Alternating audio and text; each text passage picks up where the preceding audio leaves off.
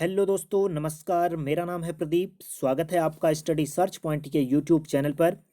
भारत के भूगोल विषय के अंतर्गत वीडियो के इस अंक में हम ब्रह्मपुत्र नदी के अपवाह तंत्र को लेकर के चर्चा करेंगे। जानेंगे ब्रह्मपुत्र नदी की सहायक नदियों को और इन सहायक नदियों में कौन कौन सी प्रमुख नदी परियोजनाएं बनाई गई हैं, कौन से राज्य में उनकी स्थिति है, इस पर भी इस वीडियो के अंक में हम चर्चा करेंगे। तो शुरू करेंगे आज के अपने इस वीडियो के अंक को, जिसमें हम ब्रह्मपुत्र नदी के अपवाह तंत्र के बारे में चर्चा कर रहे हैं। देखिए, ब्रह्मपुत्र नदी का जो उद्गम स्थल है वह तिब्बत के पास मानसरोवर झील के पास में स्थित है। तो तिब्बत के पास जो कैलाश मानसरोवर झील है या मानसरोवर झील है, उसके पास से ही आपकी ब्रह्मपुत्र नदी उद्गमित होती है।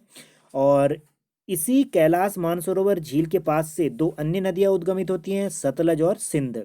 तो सिंध और सतलज नदियां आपके कैलाश मानसरोवर के उत्तर पश्चिम की तरफ प्रवाहित होते हुए ये पाकिस्तान के क्षेत्र में प्रवेश करती हैं, भारत से होते हुए, भारत के कश्मीर लद्दाख क्षेत्र में प्रवाहित होते हुए। और जो ब्रह्मपुत्र नदी है वह आपके तिब्बत होते हुए अरुणाचल प्रदेश में से भारत के क्षेत्र में प्रवेश करती है। तो कैलाश मानसरोवर झील के पास से तीन प्रमुख नदियां उद्गमित होती हैं, ब्रह्मपुत्र नदी, सतलज और सिंध नदी। सतलज और सिंध नदियां जो हैं वो उत्तर और पश्चिम की तरफ प्रवाहित होती हैं और बाद में ये अरब सागर में जाकर के गिरती हैं, जबकि ब्रह्मपुत्र नदी महान हिमालय के समानांतर प्रवाहित होते हुए पूर्व की तरफ यह प्रवाहित होती है। बाद में ये अरुणाचल प्रदेश के क्षेत्र में नामचा बारवा दर्रे के पास एक यू आकार का टर्न लेते हुए भारत में प्रवेश करती है और दक्षिण की तरफ यह प्रवाहित होने लगती है। तो जब ब्रह्मपुत्र नदी कैलाश मानसरोवर से उद्गमित होती है और तिब्बत के क्षेत्र में प्रवाहित होती है, तो उस दौरान इस नदी को यरलुंग जंगबो के नाम से जाना जाता है। तो यरलुंग जंगबो नदी के नाम से ब्रह्मपुत्र नदी जब कैलाश मानसरोवर झील के पास में जो आंगसी ग्लेशियर है, या इसी ग्लेशियर को जो है कि बहुत जगह चेमा युंग दुंग ग्लेशियर भी कहा गया है। चेमा युंग दुंग ग्लेशियर या आंगसी ग्लेशियर के पास से उद्गमित होती है, तिब्बत के क्षेत्र में प्रवाहित होती है, तो यरलुंग जंगबो नदी के नाम से जानी जाती है। और इसके साथ साथ इसके कुछ अन्य नाम भी यहाँ पर बताए गए हैं। सांगपो के नाम से भी ये जानी जाती है, सापू के नाम से भी ये जानी जाती है और यरलुंग तसांगपो के नाम से भी जानी जाती है। यरलुंग तसांगपो के नाम से, सापू के नाम से, सांगपो के नाम से और यरलुंग जंगबो के नाम से तिब्बत के क्षेत्र में, चीन के क्षेत्र में आप ब्रह्मपुत्र नदी को जानते हैं। ठीक है। और ब्रह्मपुत्र नदी विश्व की सबसे बड़ी नदी घाटियों में से एक मानी जाती है। और ब्रह्मपुत्र नदी जो है वो आपके तिब्बत के पश्चिमी हिस्से से उद्गमित होती है, क्योंकि कैलाश मानसरोवर झील या आंगसी ग्लेशियर या कह सकते हैं कि चेमायुंग दुंग जो ग्लेशियर है वह आपके पश्चिमी तिब्बत के क्षेत्र में स्थित है। अभी मानचित्र में भी इन चीज़ों को हम देखेंगे। ठीक है।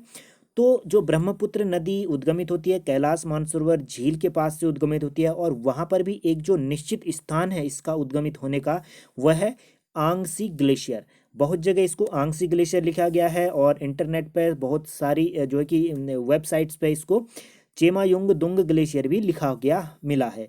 तो दोनों नाम आपको याद रखने हैं। दोनों में से कोई भी अगर ऑप्शन में आता है तो आप उसको सही उत्तर मानेंगे। हालांकि दोनों के दोनों ऑप्शन में बिल्कुल नहीं आएंगे, इसको लेकर के आपको किसी भी तरह की चिंता करने की जरूरत नहीं है। तो आंगसी ग्लेशियर या चेमायुंग दुंग ग्लेशियर से उद्गमित होती है ब्रह्मपुत्र नदी कैलाश मानसरोवर के पास। तो यहाँ पर आप मानचित्र में स्पष्ट रूप से अब देख पाएंगे, ये आपका पूरा का पूरा तिब्बत का क्षेत्र है, तो ये पूर्व का हिस्सा है और ये पश्चिम का हिस्सा है। तो वेस्ट पार्ट में आपके कैलाश मानसरोवर या कह सकते हैं कि जो आपका आंगसी ग्लेशियर है या चेमा चेमा युंगदुंग जो ग्लेशियर है वह स्थित है। तो यहाँ से ब्रह्मपुत्र नदी उद्गमित होती है और जिसको यरलुंग जंगबो नदी के नाम से जाना जाता है और सांगपो के नाम से जाना जाता है, सापू के नाम से जाना जाता है, यरलुंग तसांगपो के नाम से ब्रह्मपुत्र नदी को जाना जाता है। अरुणाचल प्रदेश में ये यहाँ पर आप देख रहे होंगे ब्रह्मपुत्र नदी यू आकार का एक ये मोड़ ले रही है और नामचा बारवा दर्रे के पास से ये अरुणाचल प्रदेश में प्रवेश कर रही है। जब अरुणाचल प्रदेश में ब्रह्मपुत्र नदी या यरलुंग जंगबो नदी, सांगपो नदी जो है प्रवेश करती है, तो इसको दिहांग नाम से जाना जाता है। किस नाम से? दिहांग नाम से इसको जाना जाता है। तो ब्रह्मपुत्र नदी जब अरुणाचल प्रदेश में प्रवेश करती है तो उस दौरान इसको दिहांग नाम से जाना जाता है, ना कि ब्रह्मपुत्र नदी के नाम से। जैसे ही ये अरुणाचल प्रदेश में प्रवेश करती है, आगे बढ़ती है भारतीय क्षेत्र में अरुणाचल प्रदेश में, तो इसमें एक नदी बाएं से आकर के मिलती है जिसका नाम है दिबांग। ठीक है, तो दिबांग और दिहांग दो नदियां हैं, ये आपको कंफ्यूज नहीं होना है। ठीक है, दिहांग जो नदी है वो ब्रह्मपुत्र का ही नाम है, दिबांग जो नदी है वो इसकी सहायक नदी है जो कि इसको बाईं ओर से मिलती है, और इसको सिकांग भी कहा गया है। दिबांग को सिकांग भी कहा गया है। ठीक है, तो दिबांग को सिकांग नाम से भी जाना गया है, और दिहांग जो नदी है वो है ब्रह्मपुत्र मुख्य नदी है, और सहायक नदी है दिबांग या सिकांग। ठीक है, उसके बाद ब्रह्मपुत्र नदी आगे बढ़ती है, दूसरी इस पर सहायक नदी मिलती है जिसका नाम है लोहित। और लोहित जो नदी यहाँ पर आप स्क्रीन में भी देख पा रहे हैं, ये लोहित नदी है। और लोहित नदी जो मिलती है वो अरुणाचल प्रदेश के बॉर्डर और कह सकते हैं कि असम के बॉर्डर में ये पास में ये मिलती है लोहित नदी। और जब लोहित नदी दिहांग नदी पर मिलती है, जब लोहित नदी दिहांग नदी पर मिलती है, तो जब नदी दोनों नदियों के मिलने के बाद आगे बढ़ रही है तो तब इसको ब्रह्मपुत्र नाम से जाना जाता है। तो यहाँ से ये दिहांग नदी आ रही है, यहाँ से ये लोहित नदी आ रही है, दोनों जो है कि ये सदिया के पास ये लगभग मिलती हैं। ठीक है, सदिया असम के पास है सदिया, तो उसके पास में ये दोनों नदियाँ मिलती हैं, लोहित और दिहांग नदी।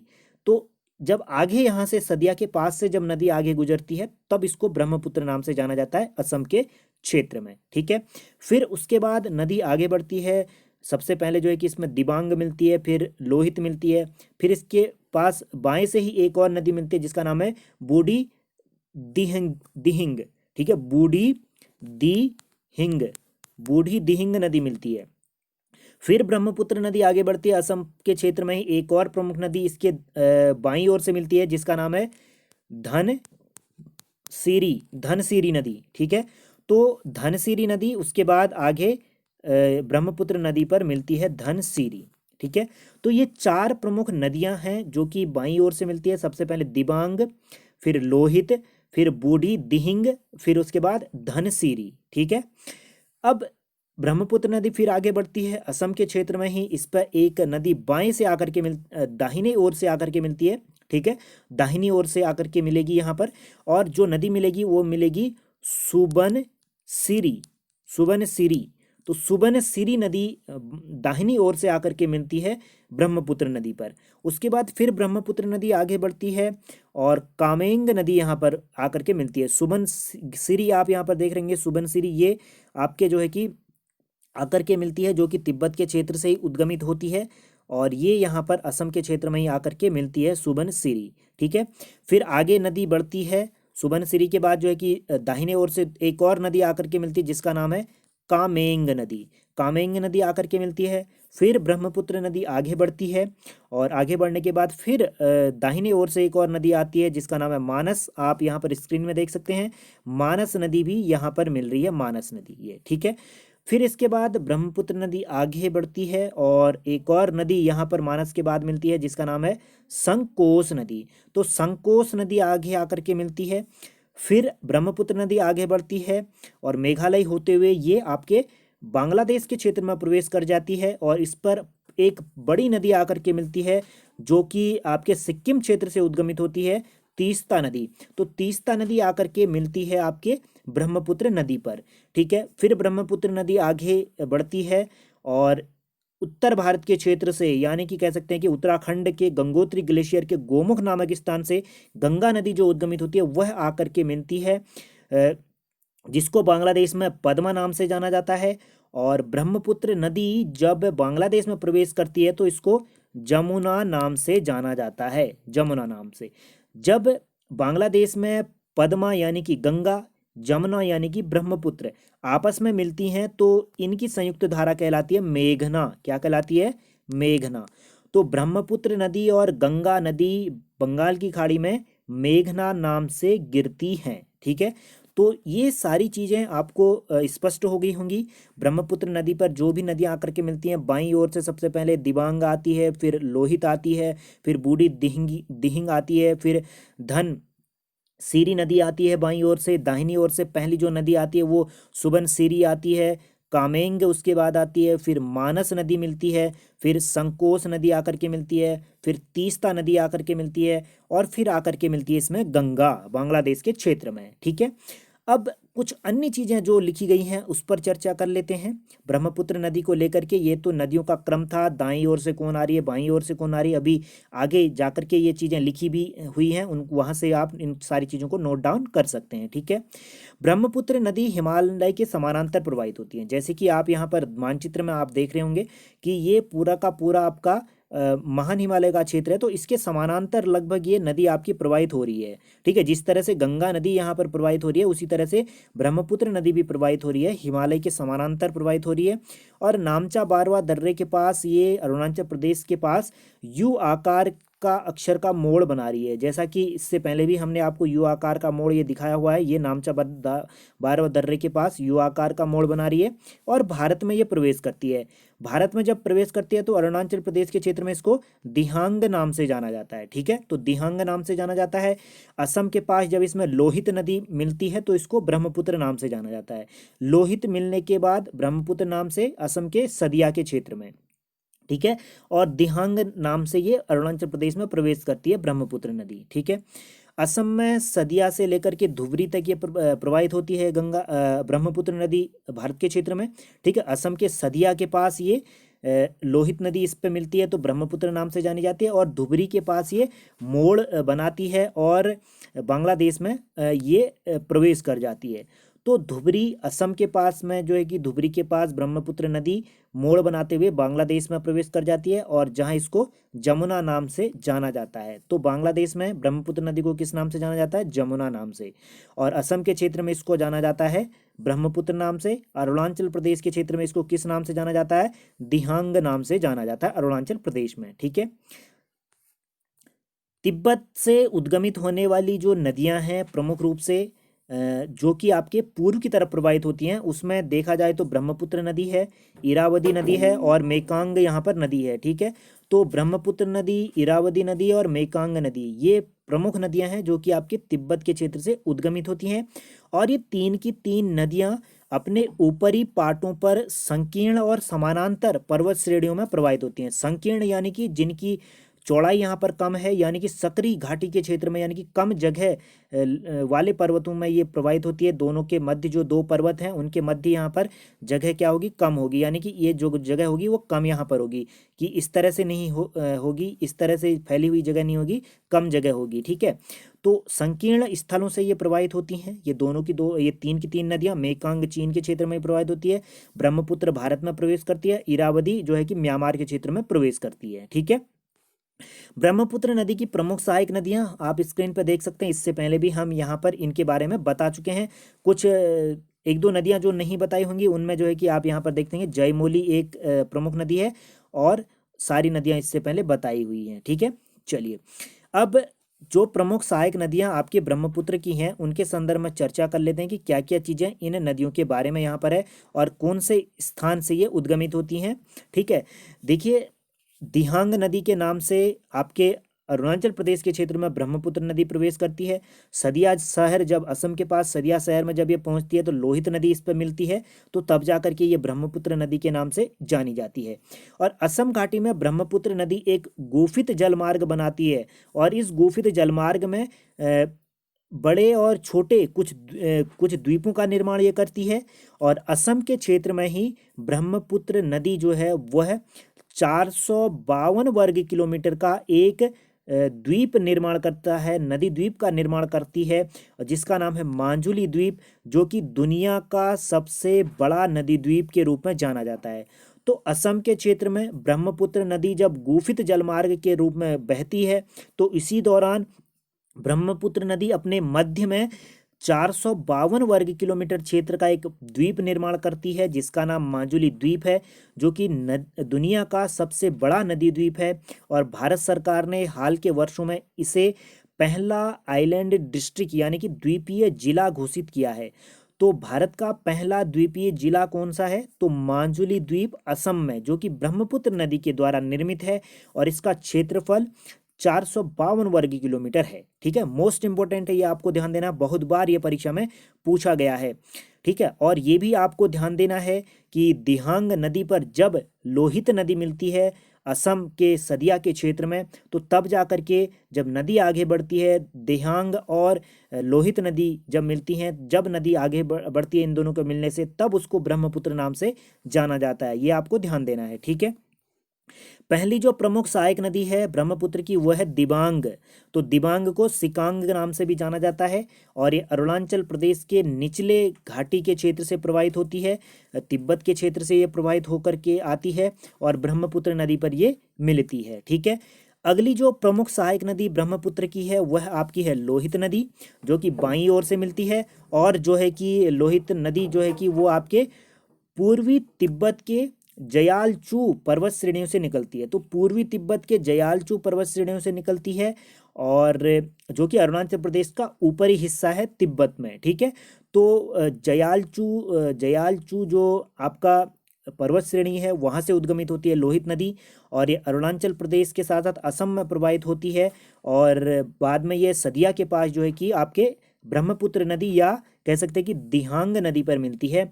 और इस नदी को खून की नदी भी कहा जाता है क्योंकि इसका उग्र रूप देखने को मिलता है और इसका मार्ग भी कुछ अनिश्चित है, तो जिसके चलते इस नदी को खून की नदी भी कहा जाता है। तो पूर्वोत्तर भारत के क्षेत्र में किस नदी को खून की नदी के नाम से जाना जाता है? लोहित नदी को खून की नदी के नाम से जाना जाता है। ठीक है, अगली जो प्रमुख नदी है सहायक नदी वह है सुबनसिरी नदी और सुबनसिरी नदी जो है कि दाहिनी ओर से मिलती है ब्रह्मपुत्र नदी पर और इसका जो उद्गम है वो आपके तिब्बत के क्षेत्र में उद्गमित होती है। ये नदी हिमालय के क्षेत्र से, तिब्बत हिमालय से उद्गमित होती है और असम अरुणाचल प्रदेश के क्षेत्र में प्रवाहित होती है, यानी तिब्बत के क्षेत्र में भी ये प्रवाहित होती है, तिब्बत से उद्गमित होती है। तो तिब्बत, अरुणाचल प्रदेश और असम में ये प्रवाहित होती है। ठीक है, और असम में आकर के दाहिनी ओर से ये मिलती है ब्रह्मपुत्र नदी के। ठीक है, अगली जो प्रमुख नदी है वह है आपकी कामेंग नदी।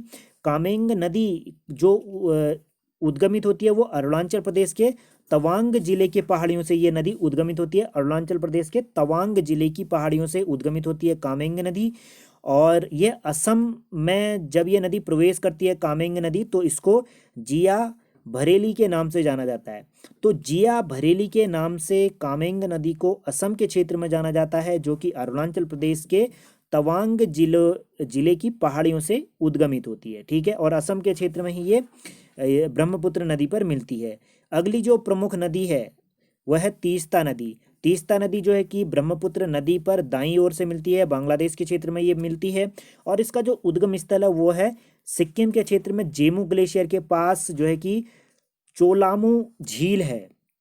तो चोलामू झील के पास से ये उद्गमित होती है जेमू ग्लेशियर में, जेमू ग्लेशियर के पास चोलामू झील है, तो वहीं से तीस्ता नदी उद्गमित होती है और यह लगभग 7,000 मीटर की ऊंचाई से ये नदी उद्गमित होती है और तीस्ता पर ये बांग्लादेश में मिलती है, या कह सकते हैं कि तीस्ता नदी जो है कि वो बांग्लादेश में जमुना पर मिलती है, या कह सकते हैं कि ब्रह्मपुत्र नदी पर मिलती है। ठीक है, और तीस्ता की एक प्रमुख सहायक नदी है जिसका नाम है रंगीत नदी। तो रंगीत नदी भी सिक्किम के क्षेत्र से ही उद्गमित होती है और ये सिक्किम में रथोंग जो ग्लेशियर है, रथोंग ग्लेशियर से उद्गमित होती है। ठीक है, तो सिक्किम के क्षेत्र में 2 ग्लेशियर और एक झील आपको याद रखनी है जो कि बहुत बार परीक्षा में पूछा भी गया है।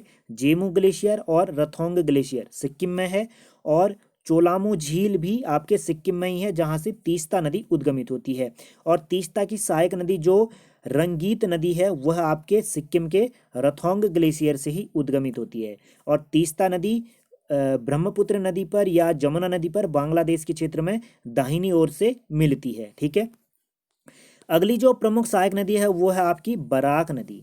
बराक नदी मणिपुर की पहाड़ियों से उद्गमित होती है और ये मिजोरम और असम के क्षेत्र में प्रवाहित होते हुए बांग्लादेश में प्रवेश करती है और बांग्लादेश में बाएं ओर से आपके ब्रह्मपुत्र नदी या जमुना नदी पर ये मिलती है। ठीक है, बाईं ओर से बराक नदी मिलती है, ब्रह्मपुत्र नदी पर या जमुना नदी कह लें उस पर मिलती है बांग्लादेश के क्षेत्र में, और बराक नदी मणिपुर की पहाड़ियों से उद्गमित होती है, मिजोरम और असम के क्षेत्र में प्रवाहित होते हुए बांग्लादेश में ये प्रवेश करती है। ठीक है, जैसा कि तिब्बत के पठार में कैलाश मानसरोवर झील है, वहाँ से 3 प्रमुख नदियों का उद्गम स्थल हमने आपको बताया था अलग अलग जगहों से, जिसमें कि आपको ध्यान है आंगसी जो ग्लेशियर था, आंगसी ग्लेशियर या जो है कि चेंगमा द्रुंग द्रांग जो ग्लेशियर है, वहाँ से आपकी ब्रह्मपुत्र नदी उद्गमित होती है, और इसी की दूसरी तरफ से आपके सिंधु और सतलज नदी उद्गमित होती है।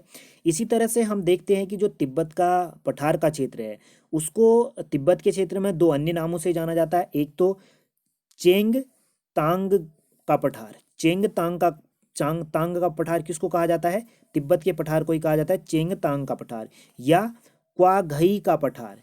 क्वाघई का पठार भी तिब्बत के पठार को ही कहा जाता है। क्वाघई का पठार, चेंग तांग का पठार भी तिब्बत के पठार को ही कहा जाता है। इसके 2 अन्य ये नाम हैं। और तिब्बत का पठार जो है वो समुद्र तल से औसतन लगभग 4500 मीटर की ऊंचाई पर यह स्थित है। इसकी यह औसतन ऊंचाई है, और विश्व की छत तिब्बत के पठार को कहा जाता है। The roof of the world कहा जाता है आपके तिब्बत के पठार को। ठीक है, विश्व की छत किसे कहा गया है? तिब्बत के पठार को कहा जाता है। इसके क्षेत्रफल की अगर हम बात करते हैं तो 2.5 मिलियन वर्ग किलोमीटर में तिब्बत का पठार विस्तृत है, और यहाँ से 7 प्रमुख नदियाँ उद्गमित होती हैं इसी तिब्बत के पठार से, जो कि बड़ी नदियाँ हैं, और छोटी छोटी नदियाँ भी उद्गमित होती हैं। लेकिन जो 7 बड़ी नदियाँ हैं वह हम यहाँ पर देखेंगे कौन सी नदियाँ उद्गमित होती हैं। और तिब्बत के पठार का जो क्षेत्रफल है वो है 2.5 मिलियन वर्ग किलोमीटर, या इसको हम 20,50,000 वर्ग किलोमीटर के क्षेत्र में इसको कन्वर्ट कर सकते हैं। ठीक है, यानी कि 1 मिलियन में 10 लाख होता है। तो इसी तरह हम जो इसको कन्वर्ट करेंगे तो वह 20,50,000 वर्ग किलोमीटर के क्षेत्र में आपका तिब्बत का पठार विस्तृत है। ठीक है, जो यहाँ से प्रमुख नदियाँ उद्गमित होती हैं उसमें यांग तीसी नदी है, जिसको जो है कि चेंग जियांग नदी के नाम से भी जाना जाता है। यांग तीसी नदी को चेंग जियांग के नाम से भी जाना जाता है। हुआंगहो नदी है, जिसको पीत नदी या पीली नदी भी कहा जाता है। हुआंगहो नदी, पीली या पीत नदी। सिंधु नदी यहाँ पर है, सतलज नदी है, ब्रह्मपुत्र नदी है, मेकांग नदी है, और सालवनी नदी है। सालवनी नदी, मेकांग नदी, ब्रह्मपुत्र नदी, सतलुज नदी, सिंध नदी, हुआंगहो नदी, यांग तीसी नदी, या इसको चेंग जियांग नदी भी कहा जाता है। तो ये 7 प्रमुख नदियाँ आपके तिब्बत के पठार के क्षेत्र से उद्गमित होती हैं, जो कि कह सकते हैं कि इस क्षेत्र में ग्लेशियर या हिमनदों की स्थिति बहुत ज़्यादा है। यहाँ पर बहुत बड़ी मात्रा में ग्लेशियर विद्यमान है। ठीक है, अब यहाँ पर ब्रह्मपुत्र नदी पर कौन सी नदी दाएं से मिलती है, कौन सी नदी बाएं से मिलती है, इससे पहले भी मानचित्र में हमने आपको बताया है, दोबारा बताने की ज़रूरत नहीं है। तो ये आप नोट डाउन कर सकते हैं। बहुत बार यहाँ से प्रश्न पूछे गए हैं कि नदियों के संदर्भ में पूछे गया है कि कौन सी नदी बाएं से आकर के मिलती है, कौन सी नदी दाएं से आकर के मिलती है। इसी तरह से गंगा और यमुना नदी के संदर्भ में भी हमने आपको जानकारी दी थी, और यहाँ ब्रह्मपुत्र नदी को लेकर के भी आप तक पहुँचा रहे हैं ये सारी जानकारियाँ। ठीक है, चलिए अब बढ़ेंगे आगे। ब्रह्मपुत्र नदी के तट पर 3 प्रमुख शहर स्थित हैं, एक गुवाहाटी, डिब्रूगढ़ और तेजपुर। ठीक है, ये 3 प्रमुख शहर आपको याद रखने हैं जो कि ब्रह्मपुत्र नदी के तट पर स्थित हैं। गुवाहाटी असम की राजधानी भी है, और असम की राजधानी दिसपुर है, लेकिन असम की जो न्यायालय है वो आपका गुवाहाटी में है। ठीक है, तो राजधानी दिसपुर है, और असम की जो न्यायिक क्षेत्र है वो आपका गुवाहाटी है, यहाँ पर उच्च न्यायालय है। और डिब्रूगढ़ और इसके साथ साथ तेजपुर आपका यहीं पर स्थित है, इसी नदी के तट पर, ब्रह्मपुत्र नदी के। ठीक है, ब्रह्मपुत्र नदी को लेकर के कुछ अन्य चीज़ें यहाँ पर हैं। देखिए, जो ब्रह्मपुत्र नदी का ऊपरी क्षेत्र है वहाँ पर जो मार्ग की खोज की गई थी वो 18वीं शताब्दी के दौरान की गई थी। हालांकि 19वीं शताब्दी के दौरान तक इस मार्ग के बारे में ज़्यादा लोगों को जानकारी नहीं थी। इस मार्ग का ज़्यादा प्रचार प्रसार नहीं हो पाया था। व्यापार के लिए या अन्य आवागमन के लिए इस मार्ग का प्रयोग नहीं हो पाया था। सन 1886 में असम में एक भारतीय सर्वेक्षक गए थे, 2 सर्वेक्षक, जिनमें से एक का नाम था किथुप और दूसरे का नाम था JF निडैम। तो JS निडैम और किथुप जो 2 भारतीय सर्वेक्षक थे, उन्होंने 1886 में असम की यात्रा करी और तशांगपो यानी कि ब्रह्मपुत्र नदी के ऊपरी मार्ग की इन्होंने खोज करी। तो ब्रह्मपुत्र नदी के ऊपरी मार्ग को तशांगपो नदी जिसको कहा जाता है, तो उस मार्ग को खोजने का जो श्रेय जाता है वह 1886 में भारतीय सर्वेक्षक किथुप और JF निडेम को जाता है। ठीक है। 20वीं सदी के चतुर्थांश में ब्रिटिश अभियानों के दौरान जो तसांगपो नदी है, ब्रह्मपुत्र नदी है, उसकी धारा के प्रतिकूल जाकर के तिब्बत में जिहका तसे तक जो है कि नदी के पहाड़ी दर्रे की खोज की गई थी। यानी कि ब्रह्मपुत्र नदी की उल्टी दिशा में गए 20वीं शताब्दी के दौरान ब्रिटिश जो भी नाविक थे, और उन्होंने एक मार्ग यहाँ पर खोजा था। तिब्बत के क्षेत्र में एक पहाड़ी दर्रा इन्होंने खोज निकाला जिसे कहा जाता है जिह का तसे। तो जिह का तसे मार्ग खोजा गया है 20वीं शताब्दी के दौरान, पहाड़ी दर्रा जो कि तिब्बत के क्षेत्र में स्थित है। और ब्रिटिश अभियानों के दौरान ब्रह्मपुत्र नदी की विपरीत धारा में जाकर के इस दर्रे को खोजा गया था। ठीक है।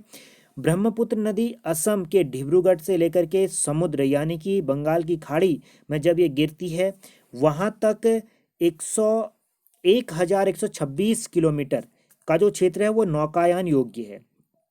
और इसमें सभी प्रकार के स्थानीय जलयानों के साथ साथ जो यंत्र चलित जो स्ट्रीम है, भाप के जो इंजनों से जो चलती जलयान है, तो उन सभी को बड़ी सुगमता के साथ इस क्षेत्र में चलाया जा सकता है। और यहाँ से कच्चा माल, इमारती लकड़ियाँ, कच्चे तेल को ढोने में बहुत ही आसानी रहती है। और जो ये नदी का मार्ग है वह कह सकते हैं कि व्यापार में एक बड़ी भूमिका निभा रहा है पूर्वोत्तर के क्षेत्र में, और इसका विकास लगातार किया जा रहा है। तो ब्रह्मपुत्र नदी जो असम के डिब्रूगढ़ से आपके बंगाल की खाड़ी तक का जो क्षेत्र है, वहाँ पर की जो दूरी कह सकते हैं, डिब्रूगढ़ से बंगाल की खाड़ी तक की जो दूरी है वह 1126 किलोमीटर की जो दूरी है वह नौकायान योग्य है। इसमें स्ट्रीम वाले जो है कि जलयान चलाए जा सकते हैं, साथ ही साथ अन्य तरह के जलयान भी चलाए जा सकते हैं, भारी जलयान चलाए जा सकते हैं, जो कि कच्चे माल को, इमारती लकड़ियों को, अन्य सामान को ढोलने में इस नदी मार्ग से आसानी रहती है। 1962 में असम के पास गुवाहाटी में एक रेल और सड़क पुल बनाया गया, और जिसको सराई घाट पुल कहा जाता है। सराई घाट का पुल कहाँ पर है? सराई घाट का पुल आपका गुवाहाटी के पास है, जो कि सड़क और रेल दोनों तरह का यह पुल है। और यह पहला पुल था जो कि ब्रह्मपुत्र नदी के मैदानी क्षेत्र में बनाया गया हो। तो ब्रह्मपुत्र नदी के मैदान के क्षेत्र में असम गुवाहाटी के पास 1962 में पहला रेल और सड़क पुल सराई घाट पुल के नाम से बनाया गया था। और 1987 के दौरान तेजपुर के निकट एक और पुल बनाया गया जो कि सड़क पुल था, और इस पुल का नाम यहाँ पर दिया गया कालिया भौमौरा पुल। कालिया भौमौरा पुल बनाया गया 1987 के दौरान तेजपुर के निकट, जो कि सड़क पुल था, दूसरा सड़क पुल था असम के क्षेत्र में, या कह सकते हैं कि ब्रह्मपुत्र नदी के मैदानी क्षेत्र में यह दूसरा पुल था। इससे पहले 1962 में एक पुल बनाया गया था गुवाहाटी के क्षेत्र में, और जो कि रेल और सड़क दोनों तरह का पुल था, और ये सराई घाट पुल के नाम से ये जाना जाता था। ठीक है। इससे पहले जो भी ब्रह्मपुत्र नदी का क्षेत्र था उसमें कह सकते हैं कि जो आवागमन का जो एकमात्र साधन था वो केवल नौकाएं थी। नावों के द्वारा एक जगह से दूसरी जगह जाया जा सकता था, भले ही वो पूर्वोत्तर भारत के क्षेत्र में हो या बांग्लादेश के क्षेत्र में हो जाना हो। ठीक है। तो पूर्वोत्तर क्षेत्र के में ब्रह्मपुत्र नदी को पार करने के लिए 1987 और 1962 से पूर्व केवल नौकायान का ही एकमात्र साधन था। और हालांकि अब वर्तमान समय में बहुत सारी जगहों पर नदी को पार करने के लिए पुलों का निर्माण किया गया, जिसमें सदिया पर, डिब्रूगढ़ पर, जोरहाट पर, तेजपुर पर, गुवाहाटी पर और गोवालापारा पर, ठीक है, धुबरी पर। ये प्रमुख शहर स्थल हैं जहाँ पर आपको अब वर्तमान समय में ब्रह्मपुत्र नदी को पार करने के लिए पुल मिलेंगे आपको, और एक जगह से दूसरी जगह जो इससे पहले नाव के द्वारा ब्रह्मपुत्र नदी को पार किया जाता था वो अब आसान हो गया है। ठीक है। अब बात करते हैं ब्रह्मपुत्र नदी और उसकी सहायक नदियों पर जो प्रमुख नदी परियोजनाएं निर्मित की गई हैं और कौन से राज्य में ये बनी है। तो देखिए, भारत में जो बहुउद्देशीय नदी घाटी परियोजनाओं का निर्माण करने का जो मकसद रहा है उसमें कृषि के लिए सिंचाई की व्यवस्था करना और उद्योगों के लिए बिजली बनाना और बाढ़ नियंत्रण करना। तो ये 3 प्रमुख मूल मकसद हैं भारत में बहुउद्देशीय नदी घाटी परियोजनाओं के निर्माण के पीछे। एक तो कृषि के लिए सिंचाई उपलब्ध कराना, बिजली को बनाना और बाढ़ नियंत्रण करना, ये महत्वपूर्ण चीज़ें हैं, मूल मकसद रही हैं और ये महत्वपूर्ण भी है। और जब भारत में बहुउद्देशीय नदी घाटी परियोजना शुरू की गई थी, उस दौरान जो है कि जो तत्कालीन प्रधानमंत्री पंडित जवाहरलाल नेहरू थे, उन्होंने नदी घाटी बहुउद्देशीय परियोजना को भारत का मंदिर नाम दिया। तो आधुनिक भारत का मंदिर कहा गया बहुउद्देशीय नदी घाटी परियोजनाओं को, और इसी बात से हम इन परियोजनाओं की महत्वता का अनुमान लगा सकते हैं कि ये कितने महत्वपूर्ण है हमारे लिए। ठीक है, तो आधुनिक भारत का मंदिर किसे कहा गया है? बहुउद्देशीय नदी घाटी परियोजनाओं को कहा गया है। जवाहरलाल नेहरू ने ये कहा हुआ है। ठीक है, असम के क्षेत्र में ब्रह्मपुत्र नदी बहती है, यानी कि पूर्वोत्तर भारत के क्षेत्र में आपकी ब्रह्मपुत्र नदी बहती है। अरुणाचल प्रदेश, असम, मेघालय होते हुए बांग्लादेश में प्रवेश करती है। तो ब्रह्मपुत्र नदी के साथ साथ जो इसकी सहायक नदियां हैं, उन उन नदियों के कह सकते हैं कि विकास के लिए वहाँ पर जो है कि जो भी बाढ़ की स्थिति है, जो नदी तटों का कटाव है और बाढ़ को नियंत्रित करने के लिए एक बोर्ड बनाया गया, एक नियंत्रण बोर्ड की स्थापना की गई, जिसको ब्रह्मपुत्र नदी बोर्ड नाम से जाना गया। और ब्रह्मपुत्र नदी बोर्ड की स्थापना 1980 के अधिनियम से की गई। तो 1980 के अधिनियम के अंतर्गत ब्रह्मपुत्र नदी बोर्ड अधिनियम के अंतर्गत ब्रह्मपुत्र नदी बोर्ड की स्थापना की गई, और जो कि उस दौरान भारत सरकार द्वारा सिंचाई मंत्रालय के अंतर्गत था। और वर्तमान में जो ब्रह्मपुत्र नदी बोर्ड है, वह जल संसाधन एवं नदी विकास गंगा संरक्षण मंत्रालय के नाम से जाना जाता है।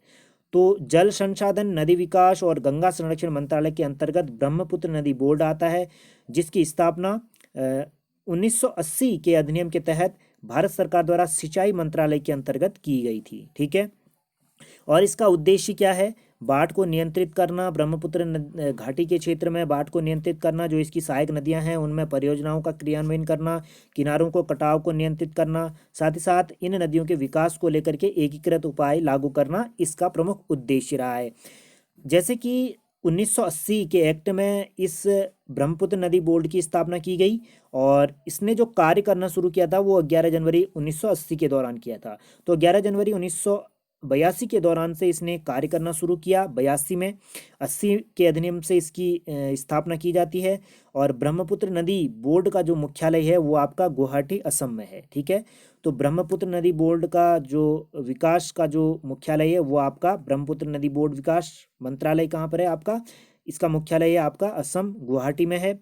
और इस बोर्ड के जो कार्य क्षेत्र है वो सिक्किम सहित पूर्वोत्तर के क्षेत्र में जो भी नदियां यहाँ पर प्रवाहित होती हैं, ब्रह्मपुत्र नदी की जो भी सहायक नदियां हैं, उन सभी के क्षेत्र में क्रियान्वित करना प्रमुख इसका जो कार्य क्षेत्र है। ठीक है, अब जो प्रमुख नदी परियोजनाएं हैं उनकी अगर हम बात करते हैं, तो सिक्किम के क्षेत्र में एक प्रमुख नदी परियोजना है जो है रंगित। ठीक है, रंगित परियोजनाएं जो कि तीस्ता नदी की सहायक नदी है रंगित, जो कि हमने आपको बताया था रथोंग ग्लेशियर से निकलती है सिक्किम के क्षेत्र में।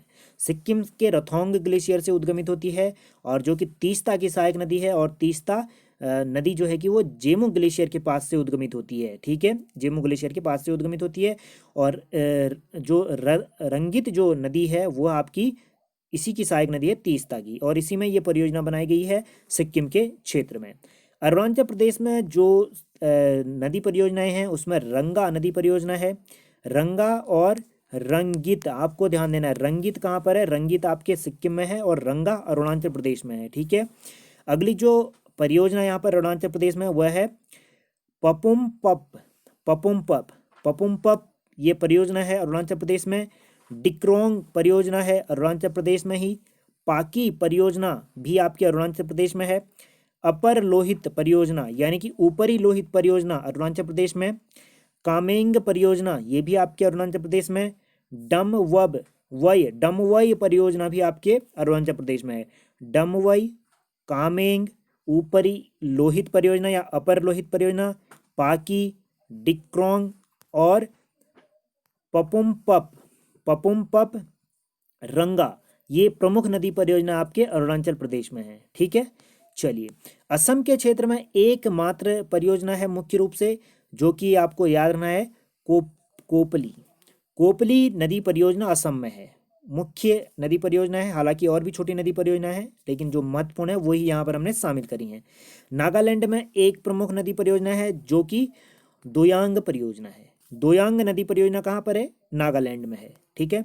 मणिपुर में दो नदी परियोजनाएं हैं, एक तो लोकटक नदी परियोजना, लोकटक झील भी आपने मणिपुर में सुनी होगी। प्रमुख लोकटक झील है, द्वीपीय झील ये है, और लोकटक झील में ही जो है कि एक तैरता हुआ कह सकते हैं तैरता हुआ उद्यान है ये आपका। ठीक है, लोकटक झील।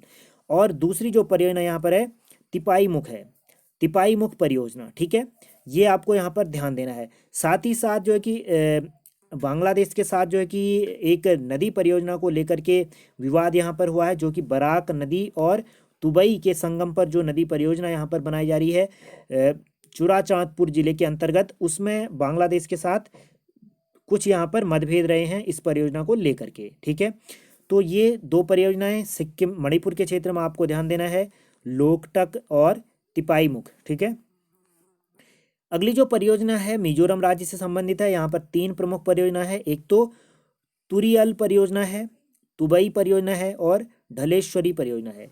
ढलेश्वरी परियोजना, तुबई परियोजना और तुरियल परियोजना, तुरियल, तुबई और ढलेश्वरी, ये तीन प्रमुख परियोजना आपकी कहाँ पर हैं? मिजोरम के क्षेत्र में है। तो मोस्ट इम्पोर्टेंट है, जो भी चीज़ें यहाँ पर बताई गई हैं सारी की सारी हमने कोशिश करी, जो भी महत्वपूर्ण चीज़ें हैं वो आपके सामने रखने की। सिक्किम में एकमात्र परियोजना है जो आपको ध्यान देनी है, बहुत ही महत्वपूर्ण परियोजना है, रतिंग परियोजना है, और रंगा परियोजना आपकी अरुणाचल प्रदेश में है, जो आपको ध्यान देना है। पाकी परियोजना है कामेंग, और ये डमवई परियोजना। ठीक है, ये आपको ध्यान देना है। और डिक्रोंग परियोजना भी आपको ध्यान देना है, अरुणाचल प्रदेश में है। ठीक है, असम में एक प्रमुख परियोजना है जिसका नाम है कोपली परियोजना। दोयांग परियोजना नागालैंड में है। मणिपुर में दो परियोजनाएं हैं, जिसमें से लोकटक तो आपको पता ही है, और तिपाई मुख आपको याद करना है। ठीक है, और मिजोरम में तीन परियोजनाएं हैं, जिसमें जो है कि तुरियल परियोजना और तुबई परियोजना और ढलेश्वरी परियोजना है। ठीक है, ये मानचित्र आप यहाँ पर देख सकते हैं, जिसमें कि हमने गंगा यमुना के साथ साथ ब्रह्मपुत्र नदी की भी प्रमुख सहायक नदियाँ और के बारे में दर्शाया है, और जितनी भी चीज़ें हो सकती थी इससे पहले सहायक नदियाँ हमने क्रम से आपको लगाते हुए बता रखी हैं कि कौन सी नदी दाएं से बाएं से कहाँ पर मिलती हैं, ये सारी चीज़ें इससे पहले भी हम बता चुके हैं। ठीक है, ये मानचित्र हमने गूगल सर्च से लिया हुआ है, विकिपीडिया से। उम्मीद है ये सारी चीज़ें आपको पसंद आई होंगी। वीडियो के संदर्भ में किसी भी तरह के सुझाव आपके पास हो तो कमेंट बॉक्स में कमेंट अवश्य करें। वीडियो अगर पसंद आए तो अपने साथियों से भी साझा करें। हमारे चैनल पर पहली बार आए हैं तो चैनल को सब्सक्राइब करके बेल आइकन अवश्य प्रेस करें, ताकि हमारे चैनल पर अपलोड किए जाने वाले वीडियो का नोटिफिकेशन आपको मिलता रहे। तो इसी के साथ ही इस वीडियो के अंक में इतना ही। मिलेंगे आपको अपने अगले वीडियो के अंक में, तब तक के लिए घर पर रहें, सुरक्षित रहें, अपने अपनों का ध्यान रखें, अपनी पढ़ाई पर नियमित फोकस बनाए रखें। मिलते हैं अपने अगले वीडियो के अंक में। जय हिंद, जय भारत।